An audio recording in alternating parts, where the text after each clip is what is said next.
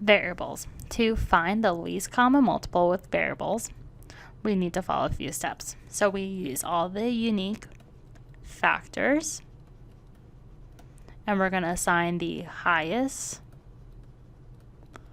exponent to each variable. So let's look at this first example. Find the least common multiple of a to the fifth r squared t and a o squared r t to the third.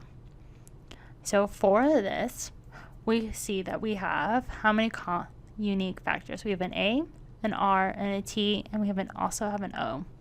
So let's go ahead and rewrite that. We have a, o, r, t. Then all we need to do is assign the highest exponent to each one.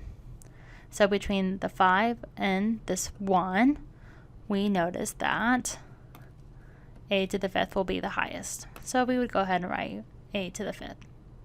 Then for our o, we only have 1, so it's just o squared. That's our highest exponent. Next, we look at r. So we see we have r squared and just r to the first power. So this r squared will be the highest exponent, so we're just going to raise it. So it's r squared. Next, we look at t. We have t to the first power and t to the third. So the highest exponent would be to the third. So this would be our solution to this problem. Now let's go do one last example. Example 2. Find the least common multiple of 8t to the fifth x squared and 10xy to the fourth. So let's take our 8 and let's break this down into 2 and 4. And then 4 can be broken down into 2 and 2. And then 10 can be broken down into 2 and 5. I just circle it to show that those are the prime numbers, and we're done with that.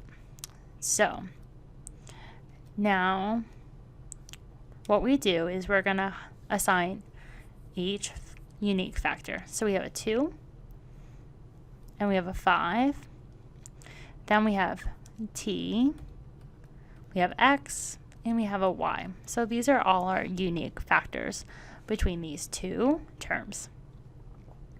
Next, we need to assign the highest exponent. So when we look at 2, we see that this is 2 to the third, t to the fifth, x squared, and then this is 10.